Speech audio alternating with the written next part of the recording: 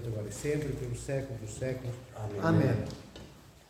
Ouvimos hoje a história que já conhecemos daquele rico e daquele pobre, daquele pedinte, daquele miserável de meios humanos que era Lázaro. É uma história de todos nós conhecida. E por tão conhecida ser, ela deveria pôr-nos em movimento, não apenas para ouvirmos, digo, esta história uma vez mais, mas em movimento para fazermos com os Lázaros deste mundo aquilo que aquele rico não fez, com aquele Lázaro do seu tempo. Aquele rico, como diz o Evangelho de hoje, todos os dias via Lázaro, que era pobre, tanto que dormia ali, na soleira da porta dele, do lado de fora, na rua, ao relento, ou debaixo de chuva, ou sob o sol escaldante, ele dormia ali. Portanto, se dormia no passeio ou na calçada, não tinha absolutamente nada. E nós temos hoje em dia, queridos irmãos e irmãs, muitos Lázaros vivos, homens e mulheres, com o estatuto deste pobre. E o rico vivia bem, e o rico vivia como os ricos de hoje deste mundo vivem todos muito bem. Têm conforto, a vida sorri-lhes, tudo é alegria, tudo é felicidade, tudo é bênção de Deus, porque antigamente, há 2000 anos atrás, nesta época do Evangelho, em que foi escrito pelos evangelistas, ser rico era sinal exterior de ser abençoado por Deus. Ser pobre era sinal de pecado. Criaram os governos daqueles tempos, daqueles reinos, daqueles impérios, criaram esta mentalidade no povo, para que o povo vivesse aterrorizado. Como 99% eram todos miseráveis, 99% eram todos pecadores. Só o rei e o imperador é que eram santos, porque eram ricos. E alguns nobres e fidalgos destas cortes reais e imperiais. Claro que tudo isto era mentira. Claro que ser pobre não é sinónimo de pecado e ser rico não é sinal de virtude. Ser rico não é sinal de virtude. Não há nenhum mal. Tussa, temos que orar para o segundo Tidório, que esta tosse canina há 3 anos não larga. Não, Tidório? Está doente, rezem para o segundo Tidório. Estou a falar de coração. Temos de nos lembrar dos Lázaros neste mundo e também dos nossos interpretas e arcebispos e bispos e padres. Bem, dizia eu o quê? Estávamos a falar de Lázaro antes do Senhor começar a tossir. E estava a dizer deste pobre Lázaro que não há mal nenhum em ser rico. Não há. Cristo não veio acabar com os ricos, e já o disse noutras homilias, em função de outras perícopes, de outros trechos, de outros textos, de outras partes do Evangelho. É bom ser rico. É bom ser rico se toda a riqueza que eu tenho não for para eu gastar em função dos meus benefícios pessoais, não for para o meu benefício próprio, for para a minha família, sim, e para todas as famílias lá onde a minha fortuna puder chegar. Muitas vezes isto não significa abrir as contas, romper, rasgar os cofres onde estão as notas todas, falo dos ricos, e ficar sem dinheiro. Não! Gerar empregos, criar empresas onde os salários sejam bons salários, não apenas este miserável salário que ele impõe. Que bom que era que um rico que tivesse empresas pudesse não pagar os 700 e não sei quantos euros do salário mínimo, mas pudesse dar, por exemplo, 900 euros. Porque é que temos que ir pelo que a lei diz? Temos que ir por aquilo que a lei diz quando se trata de a lei dizer não roubes. Então eu devo respeitar a lei, não devo roubar. Não mates, eu devo respeitar a lei, não devo matar. Mas quando a lei diz salário mínimo é igual a 730 e não sei quantos euros, eu não sou obrigado a respeitar. Não é crime! Não é crime que um rico pague mais aos seus funcionários do que aquilo que a lei prevê. Então, neste contexto, deste tipo de mentalidade que deveria habitar os ricos deste mundo e que não habita, considerando esta mentalidade fraterna, é bom ser-se rico, não é mau. Só que os ricos, infelizmente, não são assim. E sabeis porquê?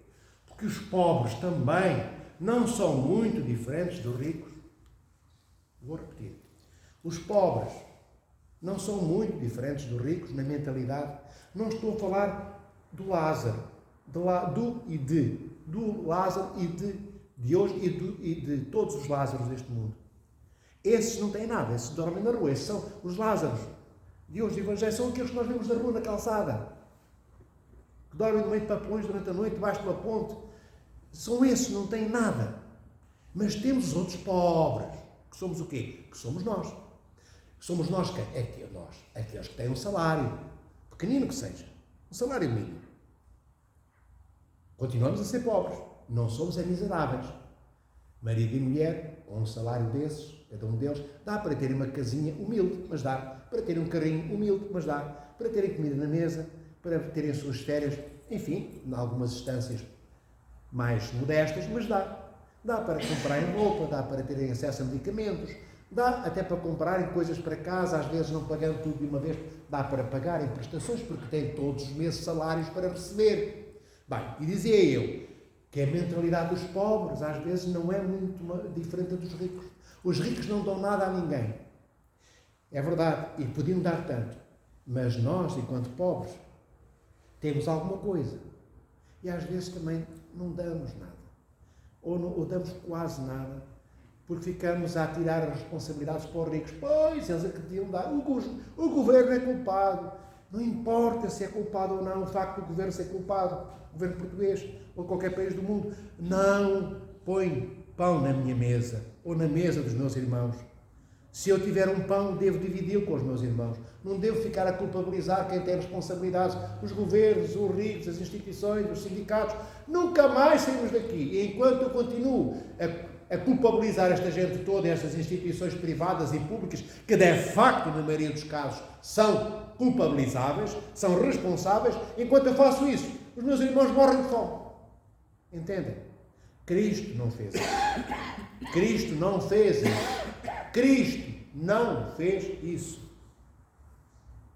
O Senhor, sempre que a compaixão tocava o seu coração, Cristo operava um milagre. Fosse dos peixes, fosse dos pães, fosse curar um leproso, fosse dar olhos a um cego, fosse pôr uma perna lá num irmão, numa irmã que mancava, que cocheava porque não a tinha.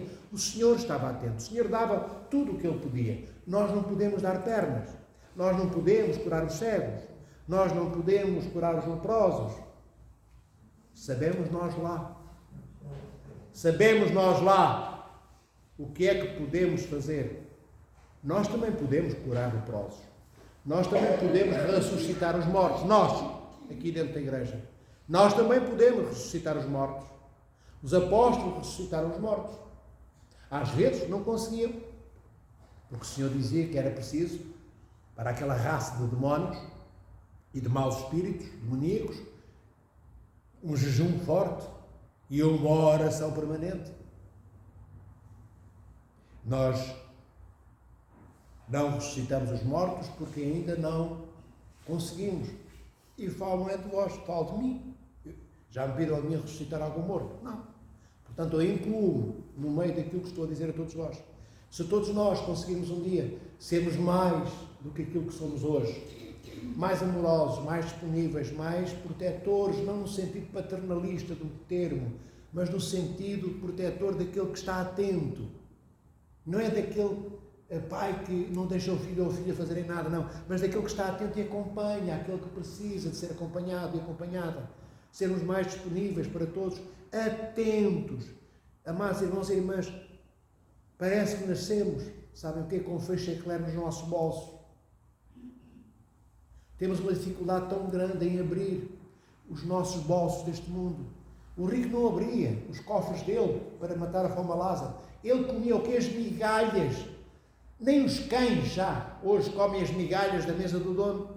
Querem ração que se compra nas grandes superfícies, no Lidl, no Pingo Doce, no Intermarché. Até os cães já têm direito a um pacote de ração para cão. Lázaro comia as migalhas que caíam de quando em vez da mesa do dono. Não permitamos, queridos irmãos e irmãs, que os nossos irmãos e irmãs comam as nossas migalhas. Não podemos hipotecar a nossa vida, claro. Não vamos ajudar perdendo a nossa casa, perdendo o nosso emprego, perdendo, enfim, o básico de dignidade que temos que dar à nossa família. Não, mas depois de darmos à nossa família, ou antes, depois de pagarmos a renda da casa ou antes, depois de comprarmos medicamentos ou antes de os comprarmos. Nós sabemos, todos nós, do que é que podemos abdicar, daquilo que temos, o que é que podemos partilhar. Não tomemos o exemplo dos ricos que nada partilham. Não tomemos o exemplo dos ricos que nada partilham. Tomemos o exemplo de Cristo, que partilhou tudo, o seu sangue todo, inteiro. Não partilhou só milagres, não partilhou só coisas, não partilhou só abraços, não partilhou só um olhar terno com aqueles que viviam no seu tempo. O Senhor partilhou tudo o que Ele era.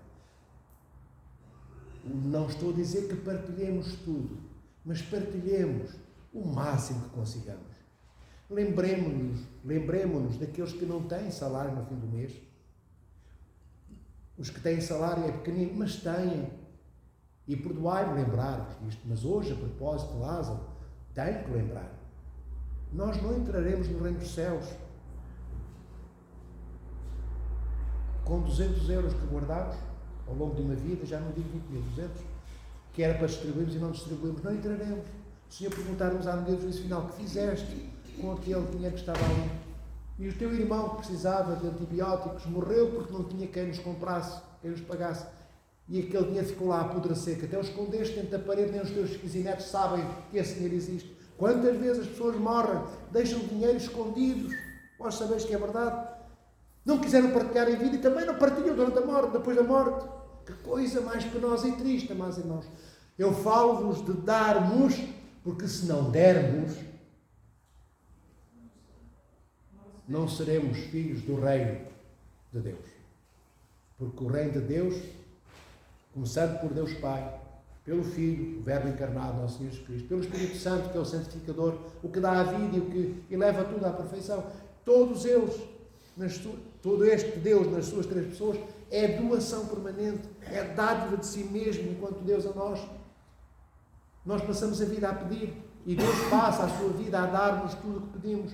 Às vezes não naquele dia, não porque Ele não possa dar no dia que pedimos, mas porque nós temos que saber que conseguimos ir mais longe e pedir mais vezes. Pedir mais vezes não significa que eu tenha que repetir muito porque Deus é surdo, não significa que Deus me está a dar a oportunidade de eu conseguir amar por mais um tempo.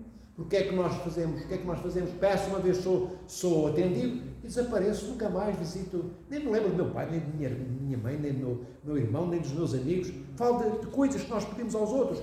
Apanhamos-nos servidos e desaparecemos. Só voltamos quando precisamos. Então Deus, às vezes não, finge, entre aspas, que não nos ouve, para ver se ainda ficamos ali mais um dia, amando-o. Porque quando pedimos, nós ficamos. Quando precisamos, nós vimos até à fonte da água que nos pode matar a sede. Quando nós necessitamos, nós temos tempo. Quando nós queremos algo, nós pomos os pés e as pernas a caminho e nós vamos. Quando estamos saciados e achamos que nada nos falta, então agimos como ricos. Cheios de tudo, não precisando de nada, ignoram a todos. E por isso eu dizia há pouco, às vezes os pobres também são um pouco como ricos. Só não têm a fortuna deles, mas têm um orgulho. Às vezes nós temos um orgulho como têm os ricos. Somos indisponíveis como eles são. Somos desatentos, fingimos. Eu não acredito na desatenção. Às vezes eu digo, somos desatentos. Não, nós fingimos que não nos vemos. Todos nós vemos. Só que quando eu vejo, se eu ver, de facto, fico mal visto perante mim próprio. Se não me puser a caminho. Então eu finjo o quê? Eu sou desatento. Nasci com déficit de atenção. Não vi. Passei pelo meio de uma série de irmãos e irmãs minhas, no meio do campo, no meio da cidade, no meio da vila, no meio da aldeia, e pronto, eu não vi. Não vi não é porque tenho mau coração. Não vi porque não é porque não quero partilhar o que eu sou e o que eu tenho. Não vi porque eu não vi, porque eu estava preocupado com outras coisas, não estava nada. Não estava nada. Às vezes nós vemos até o que não devíamos ver. Vemos tudo. Sobretudo, aquilo que não queremos ver. E a maior tristeza deste mundo, queridos irmãos e irmãs, é que nós já não gostamos muito de ver os doentes. Porque o doente precisa de medicamentos, precisa de carinho, precisa de oração, precisa de ajuda, precisa que eu olhe com um olhar terno. Já não gostamos muito de olhar os doentes.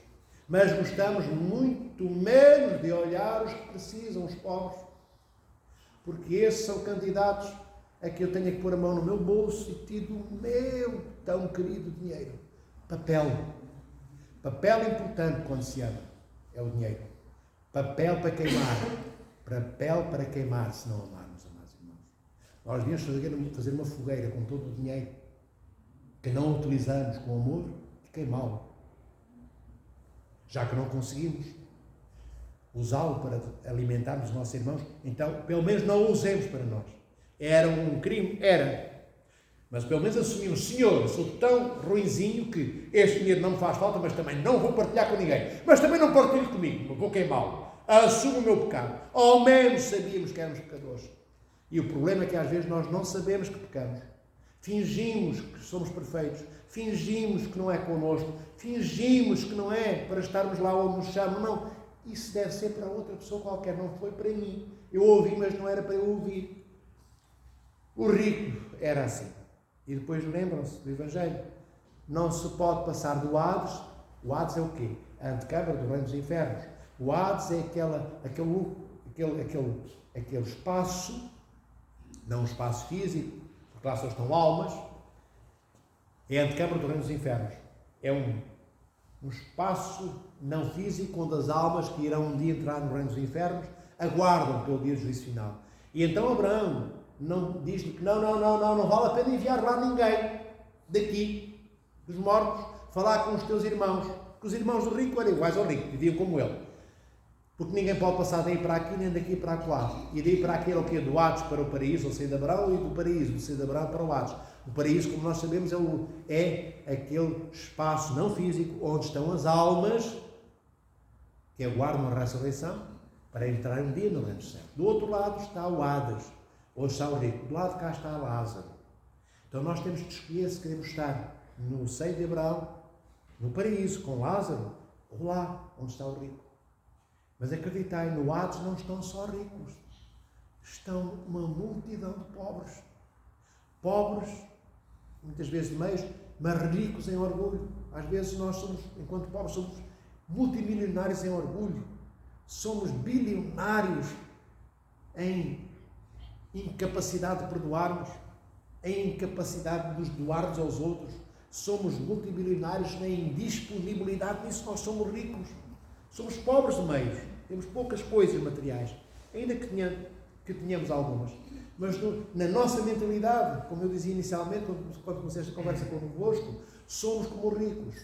Então, acreditai, muitos ricos entrarão no reino dos céus. Aqueles que usarem o que Deus lhes deu, as suas fortunas físicas e não físicas, para ajudarem o reino de Deus sobre esta terra que é a Igreja, e a Igreja somos todos nós. E o reino dos céus estará também cheio de muitos pobres, cheios do seu orgulho e da sua indisponibilidade no reino dos infernos. Acreditai que o reino dos infernos não é só para os ricos. Se calhar encontraremos lá mais pobres, será, do que ricos, amados irmãos e irmãs. Isto é para vos chamar a atenção, não é para nos assustarmos uns aos outros. Mas também não podemos fingir que está tudo bem. Não está tudo bem. Connosco não está. Enquanto nós não amarmos como Cristo ama, não está tudo bem connosco. Porque enquanto não amarmos como Cristo ama, eu digo que não está tudo bem connosco, porque não temos a certeza de entrarmos no reino dos céus. E esta nossa vida só faz sentido porque o reino dos céus é a dádiva que Cristo tem para nos entregar. É a nossa herança que ainda não recebemos. É por isso que esta vida faz sentido. Estes 70, 80 anos de vida servem para nós ganharmos, se quisermos, por esforço nosso de adesão aos méritos de Cristo, porque nós não podemos fazer nada para a nossa salvação. Cristo é o único que tem méritos. Ele é que matou a morte, Ele é que derrotou a morte, Ele é que venceu a morte. Então, eu estou salvo só por isso? Não estou. Não estou. Se eu não aderir a Cristo e não o tiver como meu Salvador, eu não irei para o reino dos céus. E então basta eu dizer: Senhor, meu Deus Salvador Jesus Cristo, eu amo e Tu és o meu Salvador. Isto basta? Não basta. Continuo a ter todas as hipóteses de ir para o reino dos infernos, mesmo dizendo: Senhor Cristo, meu Deus Salvador, és o meu Salvador. Então o que é que eu tenho de fazer? Se Cristo é que tem méritos, eu não posso fazer nada para a minha salvação, porque Cristo já fez tudo. É o que nós pensamos. É verdade. No contexto da morte que foi derrotada e vencida, Cristo fez tudo, eu não posso fazer nada. Eu nunca iria para a cruz, eu nunca venceria a morte, eu nunca poderia derrotar a morte. Isso aí é só de Cristo, Verbo encarnado. Os méritos, como é que a gente diz, os méritos, os merecimentos, as honras todas são devidas a Cristo. Mas então o que é que eu tenho que fazer? Se não basta eu dizer: Senhor, meu Deus, eu acredito em Ti, que és o meu Salvador, e com isto eu entro no reino dos céus, se isto não chega, o que é que eu tenho que fazer? Tenho que viver como Cristo viveu. Eu digo no meu coração, e até verbalizo, com palavras e a língua de fora a falar: Senhor, Tu és o meu Salvador. E agora, enquanto eu digo isto, eu tenho que viver todos os dias como Cristo viveu.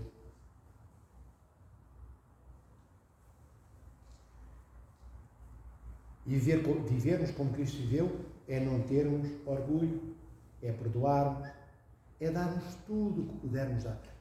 Olha que eu digo, eu não estou a dizer darmos tudo o que temos, mas darmos tudo o que pudermos dar. E nós sabemos o que é que podemos dar.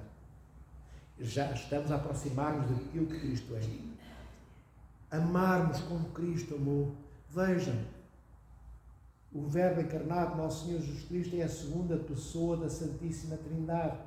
Ele é Deus desde toda a eternidade.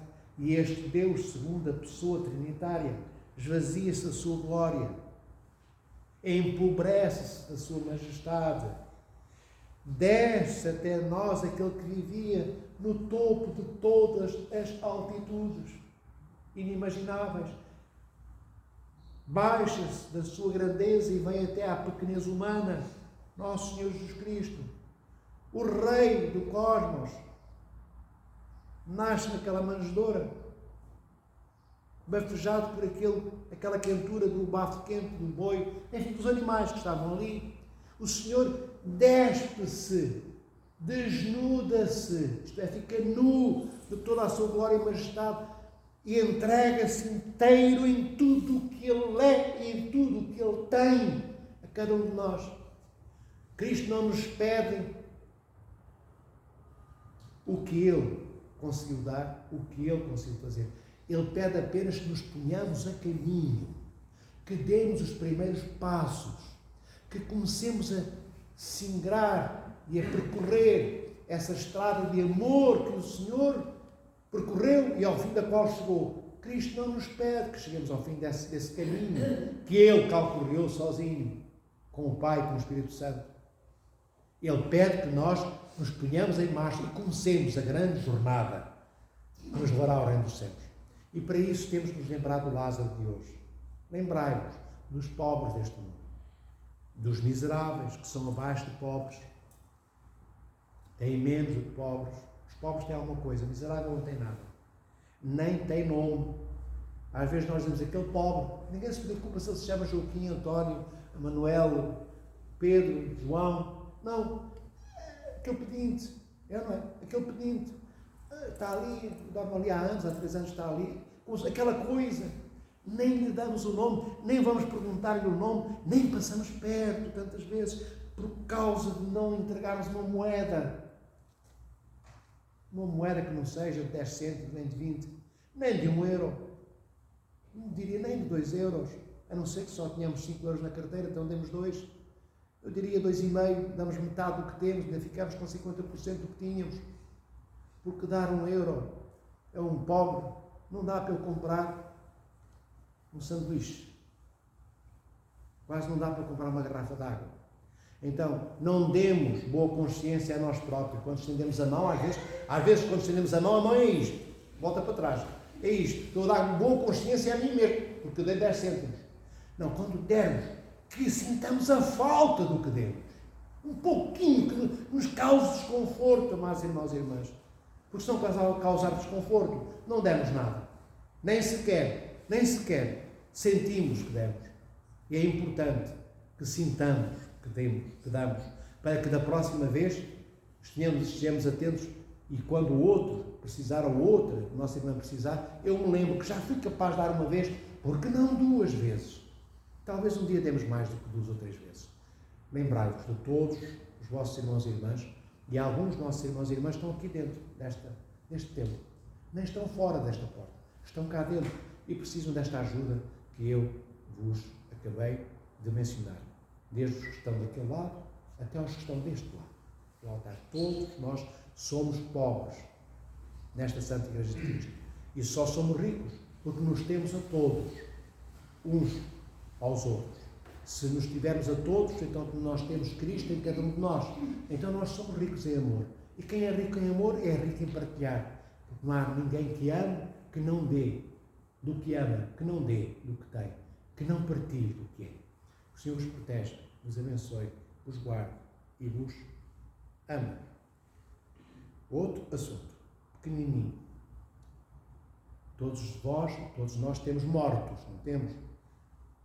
Alguns já não temos pais que morreram, avós, bisavós, alguns até filhos perderam, que a morte engoliu. Então, o que é que eu quero lembrar a todos vós e a todos nós? Lembremos-nos de rezar, de orar por aquelas almas que estão à espera do corpo que ficou no cemitério. Rezemos por essas almas que não têm corpo. São metade da pessoa humana. A pessoa humana é composta por corpo e por alma. Quando nós morremos, a pessoa humana é cindida, isto é cortada, é rasgada ao meio. Não somos pessoa humana enquanto o corpo não ressuscitar. As almas são incorpóreas, não têm corpo, são invisíveis, não têm boca para falar. Quando um pai nosso, não é o Pai Nosso que está no céu, santificado seja o teu nome, não, um pai genético meu, ou mãe, parte, por mais que me ame, a minha mãe não consegue dizer: João, ó metropolita, ó filho, reza por mim. Não pode, não consegue, porque não tem corpo. A boca dos mortos somos nós. Nós somos a boca dos que morreram. Nós somos a memória daqueles que não têm de boca. Não podem dizer: estou aqui, preciso do teu amor. Que são as almas, hoje, dos corpos que morreram e que aguardam a ressurreição. Nós somos, amados irmãos e irmãs, a boca e a memória das almas que não a têm. Então somos nós que temos que lembrar diante do altar de Deus, quando comungamos, quando celebramos a Sagrada Liturgia, comungamos a Sagrada Eucaristia, o corpo e o sangue de Cristo. Temos que abrir a boca para lembrar os nomes que os túmulos escondem nos cemitérios. Lá estão, dentro daqueles túmulos, as pessoas que nós amamos. Como eu disse, pais, filhos, irmãos, irmãs, sobrinhos, primos, colegas de trabalho, amigos, amigas. Então, já que eles estão naquele terreno onde estão os adormecidos, esperando a ressurreição, naquele espaço de cemitério onde não há voz que se levante, sejamos nós a voz que se ergue, não no deserto, mas no amor, por aqueles que estão enterrados e enterradas nos cemitérios. Lembremos, amados irmãos e irmãs, todos os dias, já imaginaram, todos nós temos entes queridos nos cemitérios e passam 24 horas e aquela alma fica à espera que o filho que está vivo, que a filha que ainda não morreu, que o pai, se é um filho que lá está morto, se lembre 24 horas à espera de um Pai Nosso, de uma Ave Maria, de um Senhor Jesus Cristo, Filho de Deus vivo, tem piedade de mim, pecador, de uma liturgia que se manda celebrar, numa vela acesa que se põe no queimador, e passam 24 horas e aquela alma vai penando, vai definhando. Definhar significa o quê? Vai emagrecendo na sua força, que lhe vem da energia, porque a alma é uma essência incorpórea, enquanto não encontrar o corpo depois da ressurreição. A força dos nossos mortos está em nós, não está neles. A força dos nossos mortos somos nós que estamos vivos, para lembrarmos o nome de cada uma delas, de cada um deles, diante de Deus.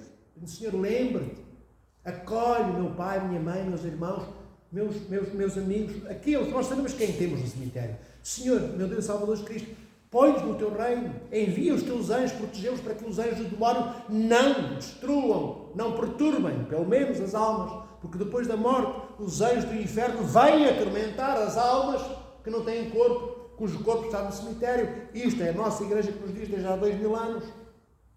Como é que nós protegemos a alma de nossa mãe, ou do nosso irmão, ou do nosso pai, ou do nosso primo, ou sobrinho, ou sobrinha que partiu? Como é que protegemos? Como é que os protegemos dos anjos, do demónio? Orando, pedindo à igreja que celebre liturgias, como nós celebramos, durante as quais se dizem os nomes dos nossos mortos, dos nossos amores que esperam a ressurreição. Os nossos mortos não são mortos, são amores nossos, estão mortos à espera da ressurreição. Durante a liturgia, os presbíteros ou os bispos rezam os nomes que estão naquelas listas que cada um de vós põe ali, naquele cestinho. Ou nas panaquides que celebramos também. Nós lemos o nome dos vossos e dos nossos mortos. E quando os lemos, nós lembramos Deus. Senhor, olha, naquele cemitério está lá a Laura, olha, ali está o Manuel. Lembra-te, protege-os, envia os teus anjos, acolhe-os, dá-lhes no paraíso já um pouquinho do gosto do reino dos céus, onde um dia os colocarás depois da ressurreição. É isto que nós devemos fazer. Que um dia também nós adormeceremos. Um dia aquela terra anónima será nossa, a terra anónima do cemitério. Um dia, se não tivermos amigos entre aqueles que ficaram vivos, se não tivermos amigos entre aqueles que nos acompanharam ao cemitério para jogarem mais um pedacinho de terra em cima do túmulo, quando o caixão baixa até lá ao topo do fundo, se não tivermos amigos, seremos como estas almas que ficam todos os dias, 24 horas dos nossos dias, que eles não têm esses dias de 24 horas, mas ficarão dos nossos dias à espera, um dia, uma semana, um mês, um ano, uma vida inteira. E morreram às vezes todos aqueles que aquela alma conheceu em vida, morreram e nunca oraram pelo aquele corpo, por aquele nome, por aquele corpo morto, agora esperando a ressurreição, por aquela alma faminta de amor. As almas que esperam a ressurreição do corpo são famintas do amor de Deus. Mas o amor de Deus chega até elas quando eu lembro Deus. Porque Deus não se lembra, Deus lembra. Mas Deus, vontade própria. Deus corpo e Deus alma. Somos pessoa humana que temos corpo e alma. Então é dever nosso. E Deus acompanha o nosso esforço. É dever nosso amar. E Deus ama connosco. É dever nosso rezarmos. E Deus é o sumo sacerdote que presida todas as orações.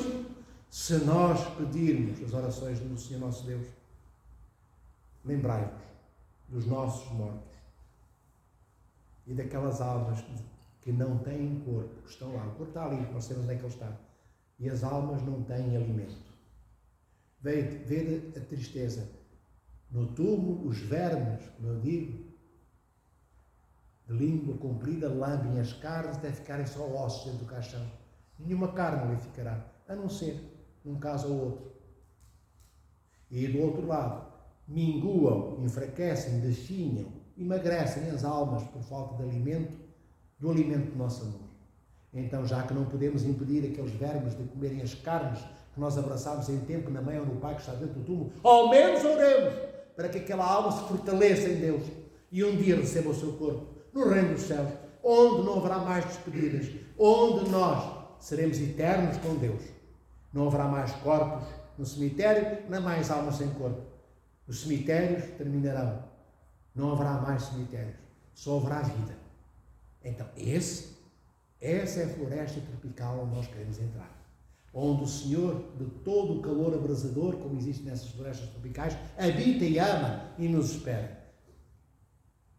Lembremos na igreja de mandarmos celebrar trinitários. O que é que são trinitários? São 33 liturgias.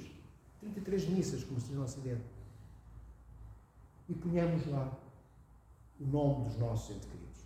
E o Sr. Bispo Pilor, que celebra todos os dias, eu que celebro todos os dias também, o Sr. Dom Paulo, que celebra todos os dias, o Sr. Dom Macento também. Todos os dias oraremos. Liturgia após liturgia. Missa após missa. Digo missa para alguns que não entendem a liturgia. 33. Nós oraremos, quer possam ajudar, quer não possam. Deem-nos os vossos nomes.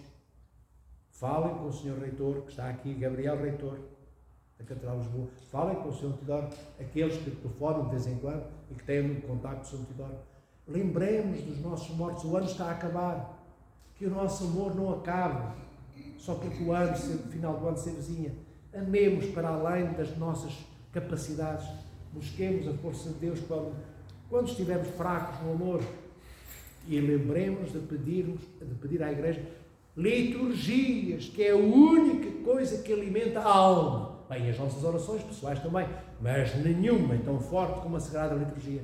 Quando uma liturgia é celebrada por um dos nossos entes queridos, pai, mãe, irmão, o que for, as almas rejuvenescem no paraíso, no seio da Abraão. Florescem de quê? De folhas? Não. Florescem de luminosidade. Tornam-se receptáculo do amor divino, numa disponibilidade que não têm se nós não orarmos por aqueles que partiram. E a liturgia é a oração maior de todo o cosmos criado e da criação angélica. Não há nada mais forte em tudo que Deus criou do que a Sagrada Liturgia que nós celebramos. Então, peçamos à Igreja. Se não podemos, 33, 5 liturgias agora, mais 10 liturgias a seguir, mais 3, mais 4, mais 10, mais 15, o ano todo! Nós comemos todos os dias. E as nossas almas comem o quê, amados irmãos e irmãs? Já não comem tomate, nem frango, nem guisado. As almas não comem isso. As almas comem, alimentam-se de amor. E o amor que nós temos para lhes demonstrar não é por boca. Isto não adianta dizer, amo muito minha mãe que morreste. Está bem? Vale o que vale, mas não vale nada para a alma que está à espera que o corpo ressuscite. O que vale para a alma da minha mãe que partiu ou do meu pai é a liturgia. Porque é o próprio Cristo. Cristo que ressuscita, morre e ressuscita. E se entrega na Sagrada Liturgia, se entrega no seu próprio corpo que nós comungamos. É isto que eu celebro por aquele meu irmão que está no cemitério. É este Cristo que me habita, que me ressuscita e me dá a vida, que ressuscitará aquela alma também. E quando a alma é lembrada no seu nome, no altar do sacrifício do Deus triúnico na pessoa do Verbo encarnado, as almas começam já a saborear um pouco, que é muito, do que vão ter um dia na plenitude do Reino dos Céus. Ou seja, lá no seio de Abraão, lá no paraíso, pelas orações da liturgia, aquelas almas já começam a beneficiar do que vão ter depois, a 100% no Reino dos Céus. Isto é dever nosso, é dever meu anunciar-vos, é dever meu chamar-vos, é a vós e a nós também, atenção para este ato de amor que precisamos de fazer. Então lembremos dos nossos que partiram. Os próximos seremos nós. E da forma que nos lembramos daqueles que partiram antes de nós, talvez depois nós tenhamos também alguém que se lembre de nós quando nós partirmos. Se não nos lembrarmos de ninguém hoje, somos preguiçosos no amor, porque não lembramos os nomes deles na oração litúrgica. Se calhar um dia partimos e não há nenhuma boca que se abra. Ninguém que passe pelo cemitério deixa uma flor. Quem vai ao cemitério deixar uma flor, antes disso já deixou liturgias para serem cantadas e celebradas. Quem vai ao cemitério deixa uma flor, não só deixou liturgia para ser celebrada e cantada, como deixou na memória de todos aqueles com quem fala o nome daquele que visita no cemitério. Quando nós amamos, nós falamos dos nossos amores. Perguntai aos enamorados, perguntai aos noivos, se não falam com os pais, com os amigos, com os irmãos, com as irmãs, dos seus amores. Quando amamos, nós falamos e lembramos dos nossos amores. Então, sejamos noivos daquelas almas, dos corpos adormecidos que esperam a ressurreição, mas sejamos noivos dessas almas que estão vivas, que são nossos irmãos e irmãs. Foram nossos amores em vida e são nossos amores não é na morte e na ressurreição, que está quase para acontecer. Somos a mesma igreja. Não somos duas igrejas distintas. Não há uma igreja dos vivos e uma igreja dos mortos. Somos uma só igreja de mortos e vivos, porque na igreja não há espaço para mortos permanecerem mortos muito tempo. Todos os mortos estão num estado antinatural, porque Deus não criou a morte. Todos os mortos estão à espera da ressurreição. Nós somos uma igreja da vida e não da morte. E logo os que estão mortos vão ganhar vida e depois não haverá mais morte. Mas até chegar esse dia, enamoremo-nos, apaixonemo-nos, sejamos noivos dos nossos mortos. O Senhor os protege, os guarda. Olhem por nós. e por vós. Glória a Ti, ó Cristo, nosso Deus e nossa esperança. Glória a Ti. Glória ao Pai, ao Filho e ao Espírito Santo, eternamente, agora e sempre, pelos séculos dos séculos. Amém. Kyrie eleison, Kyrie eleison, Kyrie eleison. Pai Santo, dá-nos a Tua bênção. Que a Santíssima Trindade vos abençoe a todos, eternamente, agora e sempre, pelos séculos dos séculos. Amém.